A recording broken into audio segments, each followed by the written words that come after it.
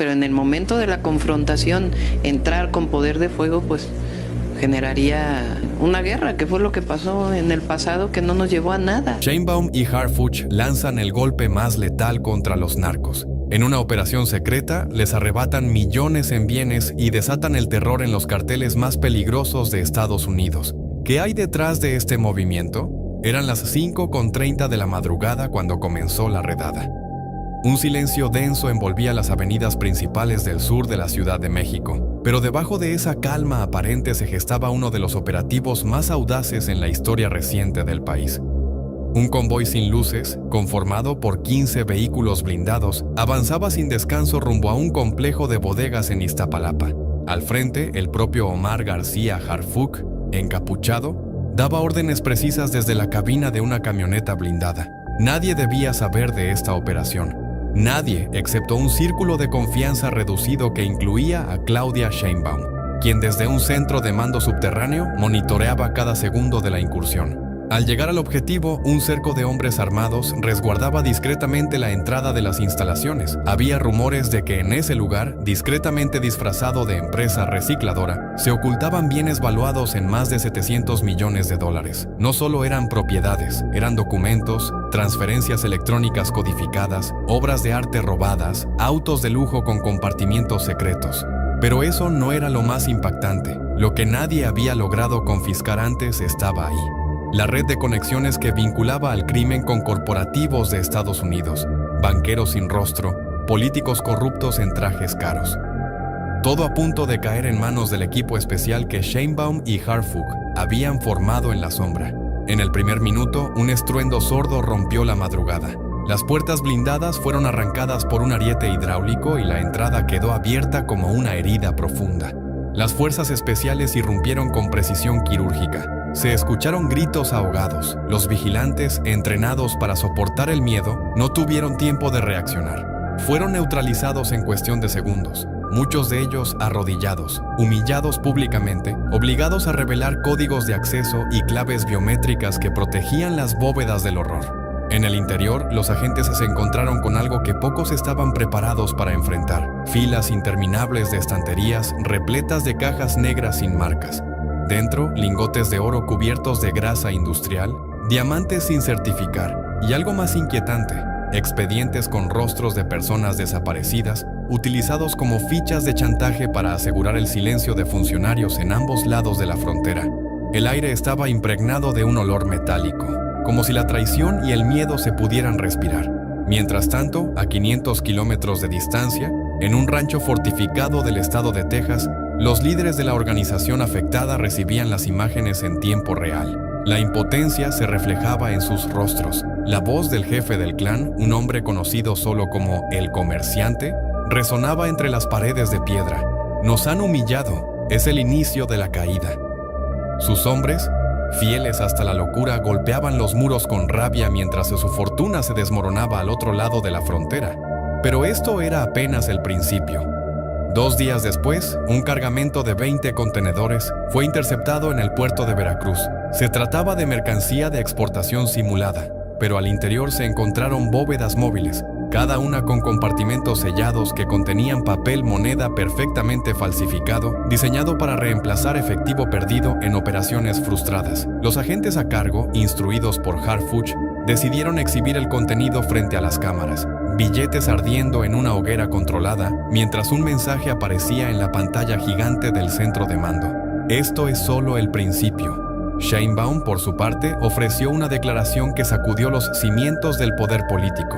En una conferencia a puerta cerrada con altos funcionarios de seguridad de Estados Unidos, expuso pruebas irrefutables de la complicidad de ciertas entidades financieras norteamericanas que habrían facilitado el lavado de activos.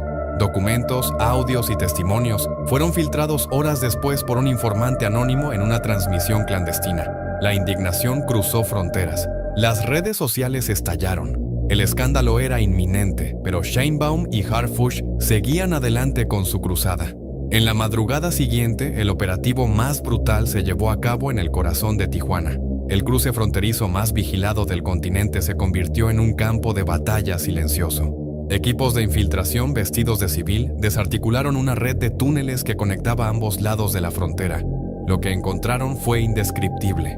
Cámaras subterráneas equipadas como búnkeres de lujo, donde altos mandos se refugiaban durante semanas, fueron sacados a la superficie, uno por uno, sus rostros cubiertos de cal como símbolo de su caída en desgracia.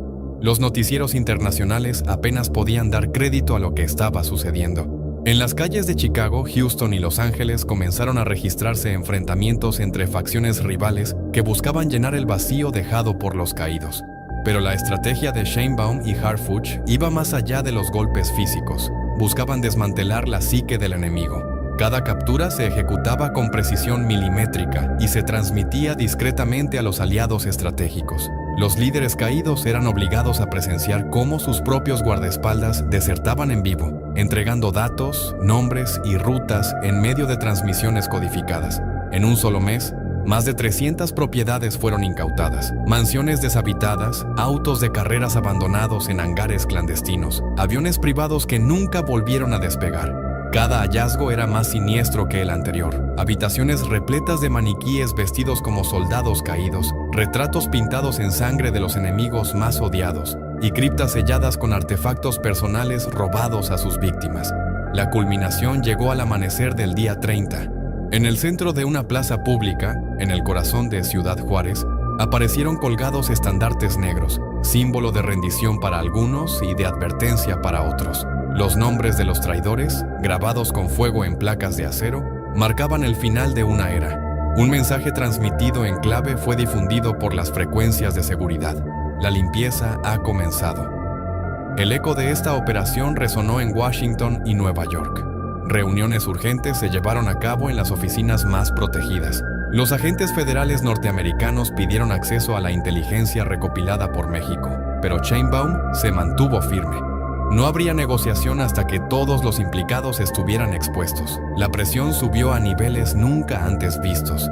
Mientras tanto, Harfuch preparaba el siguiente movimiento, un despliegue de fuerzas en la península de Baja California, donde se rumoraba que los últimos altos mandos planeaban su retirada definitiva. Las últimas imágenes transmitidas mostraban un convoy capturado, sus ocupantes obligados a caminar descalzos bajo el sol abrasador del desierto, cargando los lingotes de oro que antes protegían con sus vidas. Cada paso era un recordatorio de la caída de su imperio. Y en el horizonte, un helicóptero sobrevolaba la escena, grabando el final de una historia escrita con horror, humillación y silencio. Pero el juego aún no termina. La madrugada del martes marcó un punto sin retorno. El operativo Tempestad de Acero, coordinado con precisión quirúrgica por las fuerzas de élite de la Marina, irrumpió en un polígono industrial a las afueras de Monterrey. Durante meses había pasado desapercibido, camuflado como una fábrica de autopartes, pero la fachada ocultaba un monstruo tecnológico. 3 niveles subterráneos llenos de maquinaria importada, reactores de síntesis, cámaras de enfriamiento, prensas de comprimidos y bidones con etiquetas crípticas. Una red de túneles estrechos, húmedos y blindados conectaba el complejo con una salida a 20 kilómetros de distancia. Ahí dentro, docenas de operadores, muchos de ellos extranjeros, se encontraban encadenados, con la mirada perdida, privados de todo derecho. Las fuerzas federales, sin dar advertencia alguna, irrumpieron con lanzadores sónicos que reventaban los tímpanos y lanzaban al suelo a quienes trataban de resistirse. En menos de 40 minutos, el lugar quedó reducido a un infierno humeante. En el centro del complejo se halló un depósito con más de 1,700 contenedores de cristal, cada uno con compuestos inyectables altamente concentrados. El cálculo preliminar indicaba que solo ese lote podría surtir las calles de Chicago, Houston y Nueva York durante un año completo.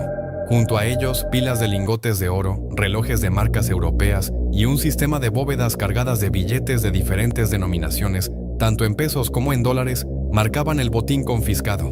Al cierre de la operación, la cifra preliminar ascendía a 24,000 millones de pesos en pérdidas directas para la organización criminal. A medida que avanzaba la noche, en la capital del país, un convoy de camionetas blindadas irrumpía en la exclusiva zona de Santa Fe. El objetivo, un rascacielos de cristales oscuros, donde los estrategas financieros del cártel norteamericano habían montado un búnker financiero. Ahí, expertos en criptomonedas y finanzas offshore manipulaban fortunas digitales, desviando activos en tiempo real. Los federales, armados con inhibidores de señal, desconectaron la torre completa en segundos. Los operadores, desesperados, Intentaron borrar archivos y destruir discos duros, pero fueron sometidos sin piedad. En cuestión de minutos, más de 600 cuentas digitales quedaron bloqueadas. La humillación para los operadores fue total, obligados a revelar claves en transmisiones grabadas, transmitidas en tiempo real a los cuarteles centrales de inteligencia. La mañana siguiente, en un paraje desértico de Zacatecas, helicópteros artillados descendían como aves de rapiña sobre una pista clandestina. Cargueros listos para despegar quedaron destruidos en el acto. A bordo de los aviones se hallaron cientos de maletas negras, cada una conteniendo polvo blanco en empaques sellados al vacío. Cada paquete venía con el distintivo de los cárteles del sur de Estados Unidos. Pero lo más inquietante no fue la carga, sino el descubrimiento de 5 técnicos estadounidenses que controlaban los sistemas de navegación y comunicaciones. Los hombres, esposados y con los rostros cubiertos de sudor, fueron trasladados bajo custodia extrema al penal de máxima seguridad del altiplano. El mensaje para los operadores del norte fue claro: ya no había refugio. Mientras tanto, en Culiacán, una célula de la Guardia Nacional, acompañada de unidades K-9, se adentraba en una hacienda blindada. Lo que encontraron dentro era escalofriante. Jaulas metálicas colgaban del techo, algunas vacías, otras con cuerpos apenas vivos. Eran los contadores que habían cometido el error de extraviar cifras o sustraer dinero sin permiso. Las paredes estaban cubiertas de inscripciones hechas a mano con clavos oxidados, listas interminables de códigos de acceso, coordenadas GPS y nombres de contactos internacionales. Los agentes recopilaron los datos y aseguraron el inmueble tras más de 10 horas de registros forenses. Aquel lugar se convirtió en una prueba viva de la brutalidad y la descomposición de un imperio criminal que comenzaba a resquebrajarse. A lo largo de la costa de Guerrero, 2 fragatas de la Armada interceptaron una flota de embarcaciones rápidas. Eran lanchas diseñadas para el contrabando nocturno, modificadas con blindaje artesanal y motores de alto rendimiento. Cada una cargaba bidones con líquido precursor y cajas selladas que contenían cápsulas prensadas de alta pureza. En el enfrentamiento, la tripulación opuso resistencia con ametralladoras de fabricación extranjera, pero fue neutralizada. Las imágenes del abordaje, grabadas desde drones tácticos, mostraban la ferocidad del combate. Chorros de agua teñidos de rojo, embarcaciones incendiadas y sobrevivientes esposados, arrodillados en cubierta bajo el sol abrasador. La humillación fue pública y calculada. Los rostros de los capturados fueron transmitidos a las redes del gobierno como advertencia. El jueves, en un salón privado del Centro de Inteligencia de la Marina, la presidenta Sheinbaum se reunió en secreto con Omar García Harfuch y un reducido grupo de comandantes. Sobre la mesa, un mapa digital proyectaba los corredores de tráfico más activos. Los focos rojos parpadeaban en la frontera norte. La nueva fase se activaría esa misma noche. Operación Línea Final. 6.000 efectivos, divididos en comandos pequeños, cruzarían el desierto en sigilo para cerrar todos los accesos. Vehículos blindados equipados con cañones de pulso electromagnético serían desplegados para bloquear la tecnología de los cárteles. No era una operación común. Se trataba de cortar de raíz las arterias que mantenían vivo al monstruo. En Ciudad Juárez, la ofensiva comenzó sin tregua. Agentes federales interceptaron un convoy de camionetas con placas falsas. Al abrir las compuertas, encontraron compartimentos ocultos donde viajaban 17 hombres y mujeres esposados. Los paquetes, que serían vendidos como mano de obra esclava en fábricas clandestinas al otro lado del río Bravo. Los rescatados, desnutridos y con marcas visibles de tortura, fueron trasladados a instalaciones seguras. La brutalidad con que eran tratados había quedado registrada en videos confiscados en el lugar. Las grabaciones, que se convertirían en pruebas demoledoras en los juicios por venir, mostraban escenas de humillación sistemática. Hombres obligados a pelear hasta la inconsciencia mientras sus captores apostaban por el ganador. En Nuevo Laredo, el escenario fue otro. Los enfrentamientos se prolongaron durante 3 días. Grupos armados, atrincherados en edificios de concreto, resistieron el avance de los comandos mexicanos con explosivos improvisados y barreras de acero. Pero la estrategia del gobierno fue despiadada. Lanzaron gases incapacitantes que provocaban vómitos y desorientación extrema, forzando la rendición de los sitiados. Cuando fueron finalmente extraídos, el espectáculo era dantesco. Hombres cubiertos de lodo, con los ojos enrojecidos y sin aliento, derrumbándose en el suelo mientras eran subidos a los vehículos de transporte blindado. Desde el aire, la devastación se hacía evidente. El enfrentamiento había dejado al menos 20 cuerpos tendidos, algunos de ellos aún aferrados a sus armas, como si pudieran cambiar su destino con solo apretar el gatillo una vez más. En un operativo simultáneo, a cientos de kilómetros de distancia, las fuerzas federales irrumpieron en una finca ubicada a las afueras de Navojoa. La propiedad, aparentemente abandonada, era en realidad el cuartel general de una célula dirigida por un sujeto conocido como el Ingeniero. A lo largo de 3 horas, los enfrentamientos fueron constantes, los disparos no cesaban y los cuerpos caían uno tras otro, hasta que el líder fue finalmente capturado en una habitación subterránea, rodeado de monitores que mostraban las cámaras de seguridad de todas sus rutas de escape. A su lado, una mesa metálica donde se extendía un mapa detallado del corredor pacífico, con anotaciones en clave sobre entregas y destinos. La habitación también albergaba una pizarra de vidrio, donde con tinta roja había marcado nombres, fechas y cantidades que ponían al descubierto una logística que parecía imposible de desmontar. El hallazgo más perturbador, sin embargo, no fue el mapa ni la captura del Ingeniero. En una de las habitaciones adyacentes encontraron 7 personas encadenadas, cada una de ellas vestida con uniforme táctico de distintas fuerzas de seguridad. Algunos eran desertores, otros habían sido reportados como desaparecidos desde hacía semanas. Todos, sin excepción, mostraban señales de tortura. Sus rostros eran irreconocibles, pero sus tatuajes y placas de identificación los delataban. Habían sido utilizados como ejemplo, como lección para aquellos que consideraran traicionar el código no escrito de silencio y lealtad a la organización. Mientras tanto, en el puerto de Topolobampo se gestaba un operativo sin precedentes. 2 cargueros, uno de bandera liberiana y otro con registro panameño, habían sido interceptados por la Armada Mexicana después de que sus trayectorias se desviaran de las rutas comerciales habituales. Los barcos, al parecer vacíos, escondían en sus bodegas dobles casi 20 toneladas de polvo blanco cuidadosamente empaquetado y camuflado como sacos de harina. Lo más inquietante fue lo que se encontró en el compartimiento de popa. 6 contenedores refrigerados que no solo albergaban sustancias ilegales, sino también restos humanos conservados en hielo. Eran mensajeros, enviados por quienes controlaban el flujo de mercancías desde Sudamérica para advertir que el equilibrio de fuerzas estaba por romperse. En el centro del país, el ambiente no era menos tenso. En Celaya, durante la madrugada, estalló una confrontación que se prolongó por más de 6 horas. En la refriega participaron al menos 200 personas armadas, desplazándose en convoyes de camionetas artilladas. La resistencia fue feroz. Los primeros en caer fueron los operadores de las torres de comunicación. Les siguieron los encargados de la vigilancia por dron. Cuando finalmente irrumpieron en el centro de operaciones de la célula enemiga, hallaron 3 pisos colapsados por el fuego y una escena que los veteranos no olvidarían jamás. 20 cuerpos alineados en el patio central, sus rostros cubiertos con máscaras de plástico, y sobre el pecho de cada uno un mensaje grabado en metal que decía: "No somos mercancía".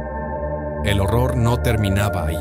En el límite entre Zacatecas y San Luis Potosí, un convoy militar fue interceptado por un grupo desconocido que operaba con tácticas nunca antes vistas. Utilizaban vehículos eléctricos, imposibles de detectar por el sonido, y trajes térmicos que bloqueaban su firma infrarroja. En la oscuridad, la emboscada fue casi perfecta. Durante los 30 minutos que duró el ataque, solo se escuchaban disparos secos y el crujido de los neumáticos sobre la grava. Al amanecer, cuando llegó el refuerzo, encontraron los vehículos militares vacíos. Sus ocupantes habían desaparecido. Solo quedaban las botas de los soldados, perfectamente alineadas en la carretera, y sobre ellas una bandera negra sin insignias. A medida que pasaban los días, el gobierno federal intensificó su ofensiva. Las cifras se multiplicaban. En una semana se contabilizaron más de 1000 personas detenidas, la incautación de 600 armas largas, 80,000 cartuchos y más de 900 vehículos. Los cateos se extendieron a zonas que antes se consideraban intocables. En Hermosillo se confiscaron 5 hangares clandestinos utilizados como plataformas de despegue de avionetas ligeras. En su interior hallaron 2 cuerpos inertes sobre escritorios repletos de documentos en clave y transmisores que aún emitían señales hacia coordenadas desconocidas. Una de las aeronaves fue interceptada en el aire, estrellándose poco después en un paraje desértico. Los restos del piloto no fueron encontrados, solo una caja negra rudimentaria con un mensaje reproducido en bucle: "Somos el silencio antes de la tormenta". En Tijuana, otro golpe resonante. Un yate de lujo fue abordado a 4 millas náuticas de la costa. En su interior, 6 ciudadanos extranjeros disfrutaban de un festín a bordo, rodeados de tecnología de comunicación avanzada. Fueron encontrados en estado de ebriedad, sin sospechar que su ubicación había sido rastreada por satélites de la Fuerza Aérea. El abordaje se produjo sin disparar un solo tiro. La humillación fue absoluta. Desnudos hasta la cintura y sin poder ofrecer resistencia, fueron obligados a caminar por la cubierta bajo la mirada de las cámaras del ejército. El contenido de las bodegas del yate era todavía más revelador. Maletas repletas de efectivo, documentos falsificados y dispositivos de almacenamiento digital con listas negras de funcionarios sobornados. Mientras tanto, en la Sierra de Michoacán, unidades combinadas de la Guardia Nacional y el Ejército descubrieron un enclave donde se fabricaban vehículos artesanales blindados, conocidos como monstruos. Las unidades encontradas eran auténticas fortalezas móviles, recubiertas de acero reforzado y equipadas con torretas improvisadas. En el taller, los ingenieros fueron hallados en condiciones deplorables, encadenados a sus estaciones de trabajo, con las manos cubiertas de grasa y llagas abiertas. La imagen era un recordatorio gráfico del terror industrial que los cárteles habían perfeccionado. En el sur del país, Chiapas fue escenario de la última ofensiva. Helicópteros descendieron sobre una plantación camuflada entre los cafetales. La operación se ejecutó a plena luz del día. El suelo estaba plagado de minas artesanales, lo que obligó al avance a ser lento pero implacable. Al llegar al centro del cultivo, los agentes encontraron hectáreas completas de cannabis listo para ser transportado. Pero lo más desconcertante fue el hallazgo de un campamento donde vivían menores utilizados como mano de obra forzada. Los niños, sin documentos de identidad, presentaban signos de desnutrición y trauma severo. Su rescate fue transmitido en vivo como una muestra de la nueva política de cero tolerancia del gobierno federal. El balance, en apenas 4 semanas, superaba cualquier expectativa previa.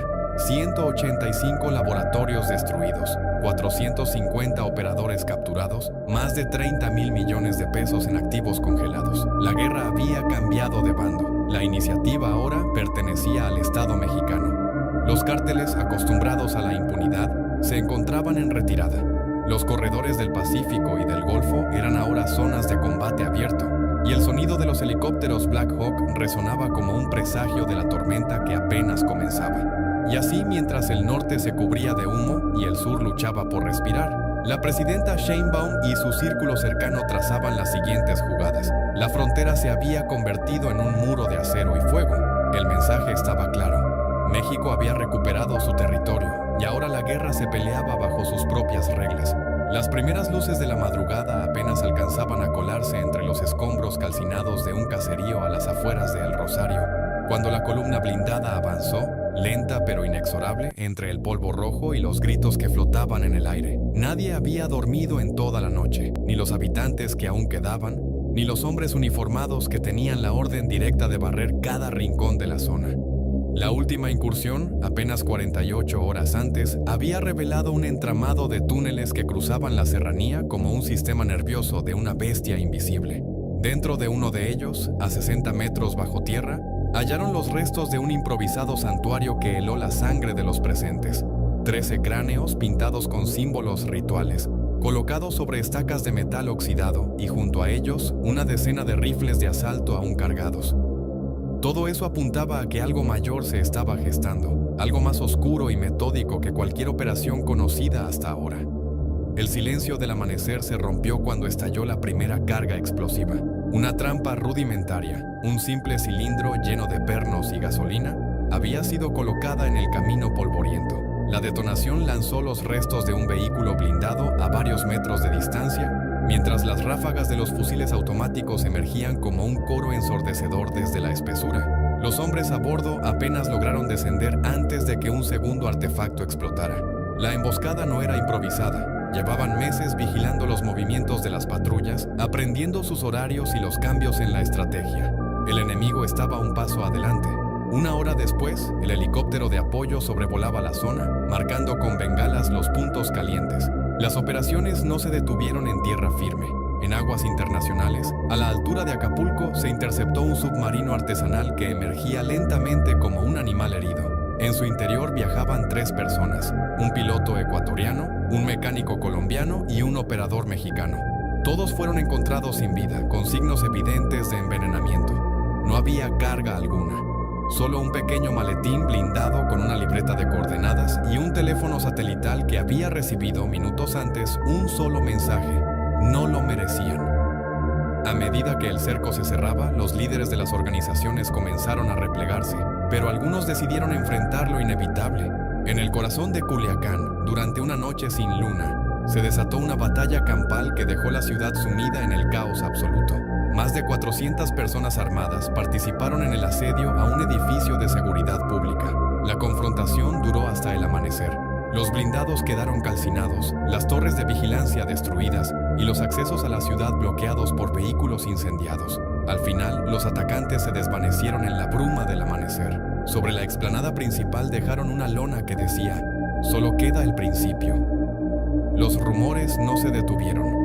Se hablaba de traiciones internas, de acuerdos rotos y de nuevas alianzas tejidas en la oscuridad.